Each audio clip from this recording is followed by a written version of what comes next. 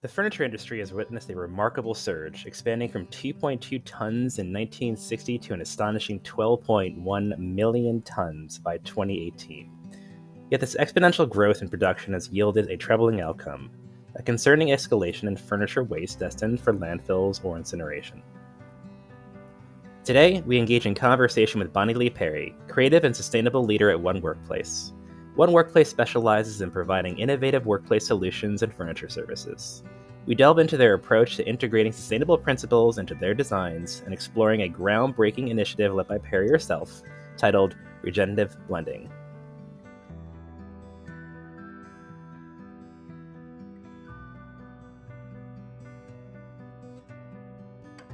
Hi, I'm Bonilee Perry. I'm with One Workplace, and I am part of our creative leadership, and my focus is ESG within One Workplace. My background is I actually started in a different field. I actually started in international affairs. I was actually working on trying to get my master's degree in transatlantic relations. And I was working overseas, actually. And at that time, I realized even though I enjoyed the government work, it wasn't quite what I wanted to do with my life. And so I came back to the United States and got a degree specifically in sustainable design at Rocky Mountain College of Art and Design in Denver, Colorado. And in that program, learning a bit more about sustainability, what really interested me was really at that time toxicity and all our materials that we find in our furniture and in our finishes.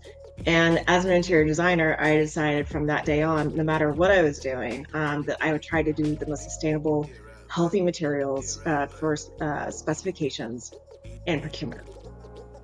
From there, eventually found my way to San Francisco area, Bay Area, and I was working at a different organization when One Workplace approached me and said that they would like me to join them. And I've been with One Workplace for about 10 years. One Workplace is located in the San Francisco Bay Area. We have a couple locations. We have a location, our headquarters is in Santa Clara. We have an office in San Francisco, office in Oakland, an office in Sacramento, Salinas. And then we also have a couple locations also in Washington, including Porter and another location in Seattle and Spokane. So what is One Workplace? One Workplace is known as a furniture dealer, but we're actually a lot more than that. We also have a couple other organizations under us that we call the One Together.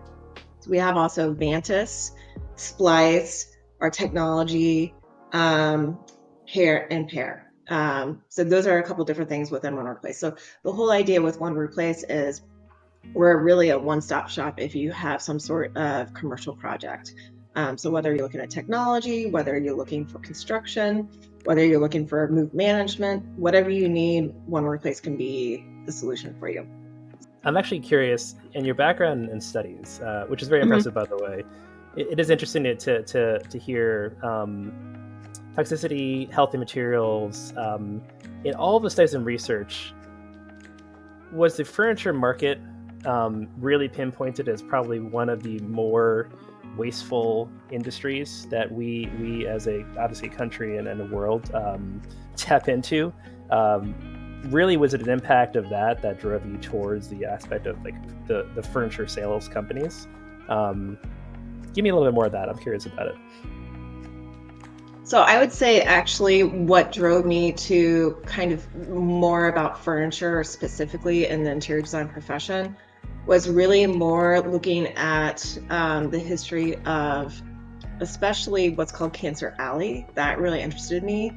Um, and when we talk about, those sort of toxins that you find in our materials, that does contribute to climate change. And so having cleaner materials does help reduce our emissions impact. So that's kind of where I started. But my interest in sustainability and climate change kind of has evolved since then. But that is definitely where it started from. And then basically what I did is as I started learning more and more about various hazards, first it was getting into the issue of first polyvinyl chloride. And then the next was getting into flame retardants that were found in our foam and our fabrics, which was a big push back in 2012, 2013 for the state of California. And now the big horizon is getting into PFAS, which PFAS is one of my biggest pet peeves. And PFAS is a perfluorinated compound. Basically, it's known as a forever chemical and causes lots of carcinogenic issues within human beings. And like it's a forever chemical, it never leaves your body.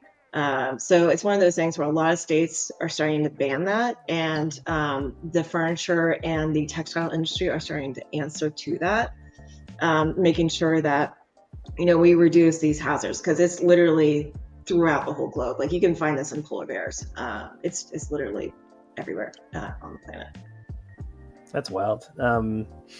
Cancer alley I've never heard of before, but I'm going to post some definitions for the audience to hear about PFAS. Okay. That's Sorry.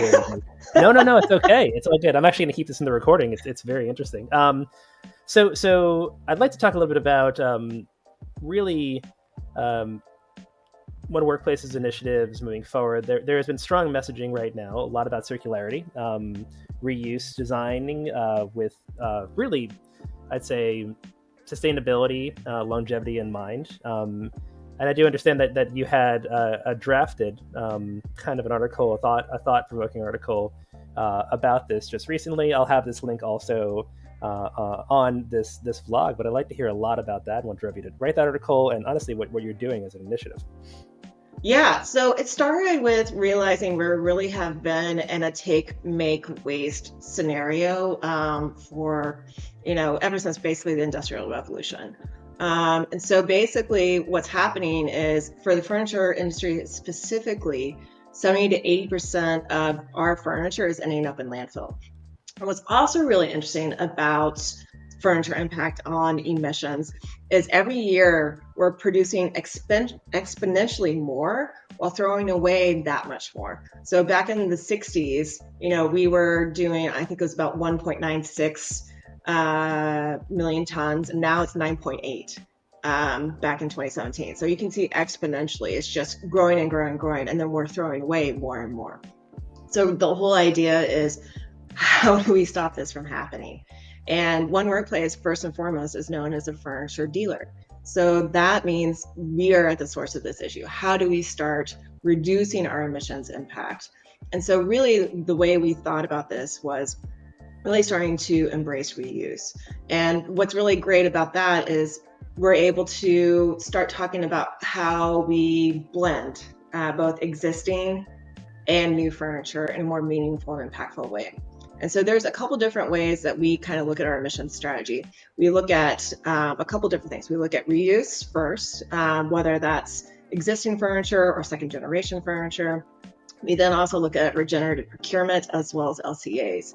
And basically what we do within the reusing and recycling office furniture, we really talk a lot about like what is most carbon intensive and what's least carbon intensive. And so most carbon intensive would be something that's like remanufactured furniture. This is where things are disassembled and then reassembled and put together like new. Then there's refurbishment, which is a little less carbon intensive. And that's really taking furniture and kind of just doing little touch-ups. Maybe it needs a little paint. Maybe you're needing new upholstery, which has a little bit more impact because obviously that old textile is going to be thrown away, but it's better than just throwing out the whole piece of furniture. And the least carbon intensive is reusing office furniture, whether that is reusing something that's within your floor plate or looking at maybe buying second gen. So there's a couple different ways that we kind of try to look at how we reuse. The other portion of what we call regenerative blending is, so we have our existing, and then we combine with new regenerative specifications. And that's really where we really want to be mindful of the future. So we're looking at things like good air quality, whether that's like looking at GreenGuard UL or SCS Indoor Advantage.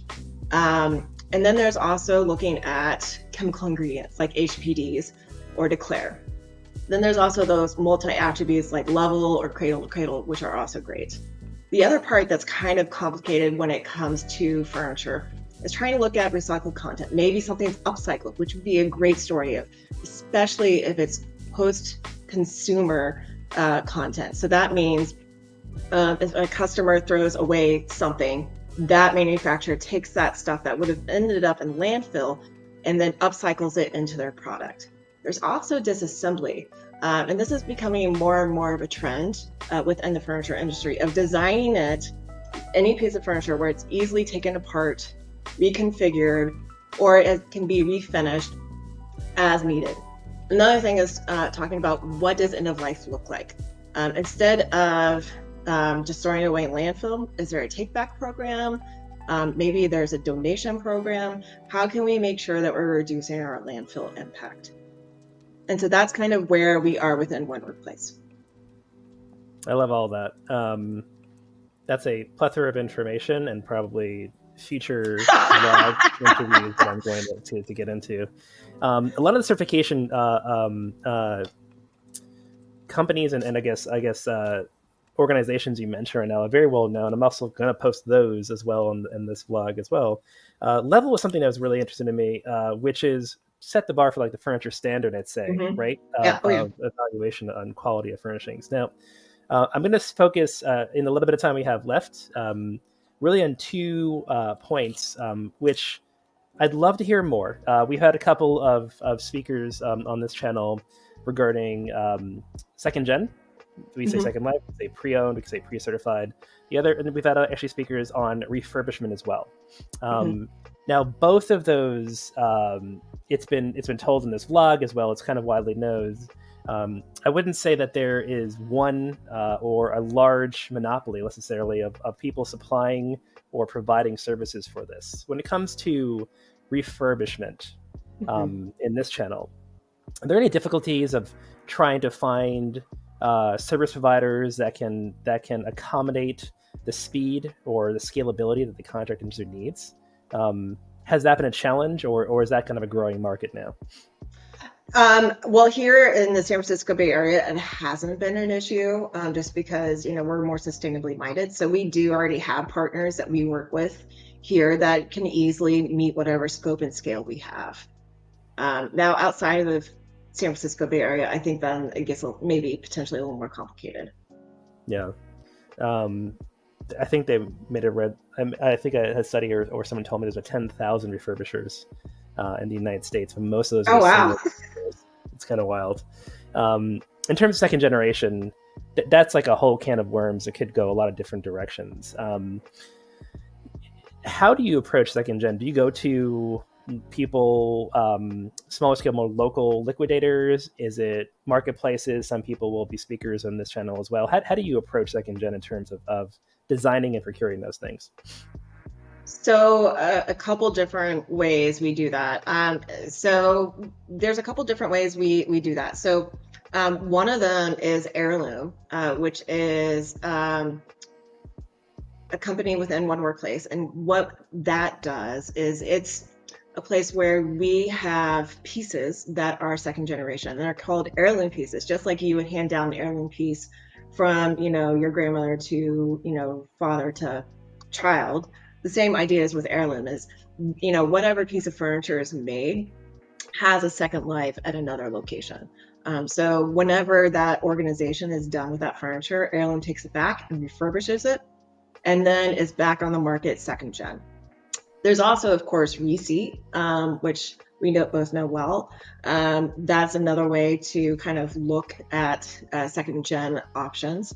And then also actually looking at something like your platform, Kanoa, which is also a great solution that I've just become aware of, where it takes kind of receipt items and you can kind of build your own specs using second gen that way. Lovely, thank you. I did not lead her into that, by the way, audience. These vlogs are usually around 15-20 minutes. Now, I always ask speakers in kind of a closing statement. You're speaking to an audience all across the United States. They can be architects, designers. They can be people that are just regular consumers. If there was a a closing statement that you'd like to deliver to this audience that you think could potentially drive impact or change for the future of sustainability, what would you say? And you can take your time with it if you want to. So what I would say with the furniture industry is the whole idea of being on a take, make, waste stance has to change. And part of that is looking at how we can do the best with what we have, whether that's existing furniture or second generation furniture, and then blending that with really sustainable, healthy furniture that's really looking towards the future of how we can decommission, how we can then think about second, third, fourth generation furniture. And that's really how we can start reducing our emissions impact when it comes to landfill. And really the whole idea of this, of regenerative blending, is really how can we truly reduce our impact by having this reuse, by really promoting healthy materials.